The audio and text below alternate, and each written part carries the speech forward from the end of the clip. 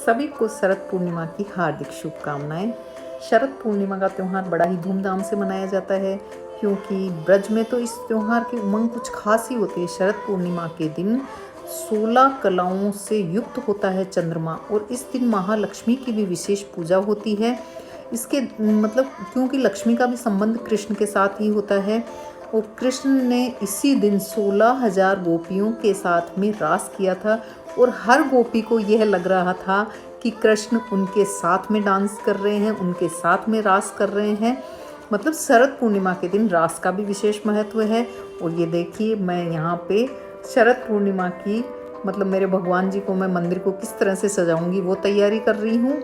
दिवाली भी चल रही है, मतलब दिवाली आने वाली है, तो मैं सफाइयाँ कर रही थी, तो क्यों ना आज ही सफाइयाँ कर ली जाए।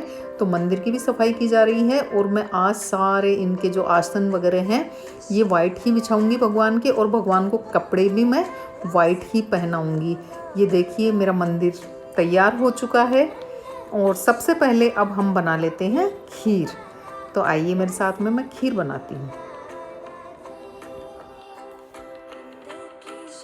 शाम के 5 बज चुके हैं और मैंने ये दूध चढ़ा दिया है। फुल क्रीम दूध लिया है मैंने, और 2 घंटे तो मिनिमम लगेंगे ही खीर बनने में।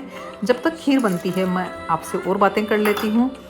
मतलब महारास की महिमा इतनी अद्भुत थी कि चंद्रमा भी उसे देखने में इतने मग्न हो गए थे कि अपनी गति को ही स्थिर कर दिया। मतलब उन्होंने रात को ब्रह्मा जी की एक रात जितना लंबा कर दिया। अब मैं आपको बताऊंगी ब्रह्मा जी की एक रात कितनी लंबी होती है। ब्रह्मा जी की एक रात सतयुग, त्रेता, द्वापर और कलयुग, इन चारों को 1000 से इंटू करो तो उनका ब्रह्मा जी का एक दिन होता है, और उतनी ही एक रात होती है। इतनी लंबी रात होती है। मतलब 1000 बार ये सतयुग, त्रेता, द्वापर और कलयुग आके चले जाएंगे, जब ब्रह्मा जी की एक रात्रि होगी। इतनी देर तक महारास चला है, चंद्रमा भी चलना भूल गया। और इधर देखिए, मेरी खीर भी रेडी हो चुकी है। पहले मैं इसको ठंडा होने देती हूँ। अब इतना बड़ा त्यौहार है, शरद पूर्णिमा है, तो भगवान का अभिषेक तो होना ही चाहिए। मैं लड्डू गोपाल और बाल राधा का फलोदर अभिषेक कर रही हूँ।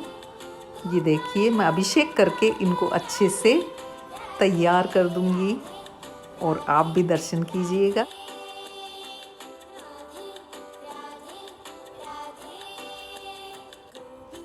ये तो हम सभी लोग अच्छे से जानते हैं कि वृंदावन में, व्रज में तो ये महारास की रात को बहुत ही अच्छे से मनाया जाता है। बांके बिहारी को महारास की मुद्रा में सजाया जाता है। उनको मतलब उनको गर्भगृह से बाहर लाया जाता है। आज के दिन उनके हाथ में मुरली दी जाती है।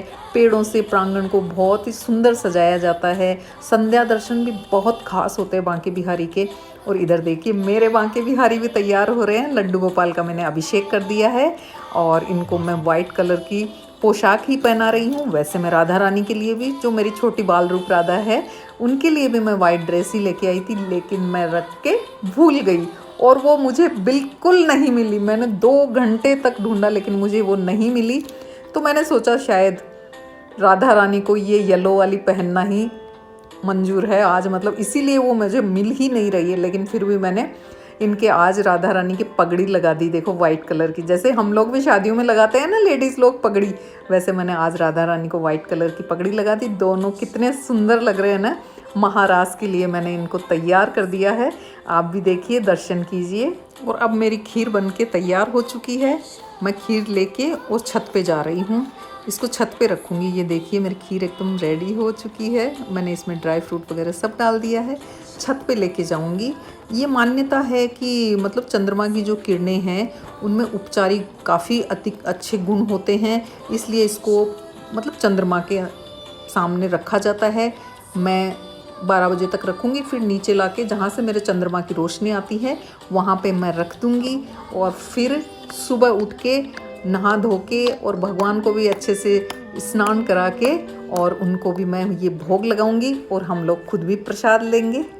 सुबह मैंने ठाकुर जी को भोग लगा दिया है। शरद पूर्णिमा की मेरी पूरी दिनचर्या आपको पसंद आई हो तो लाइक और शेयर कीजिएगा। मिलते हैं नेक्स्ट वीडियो में। हरे कृष्णा।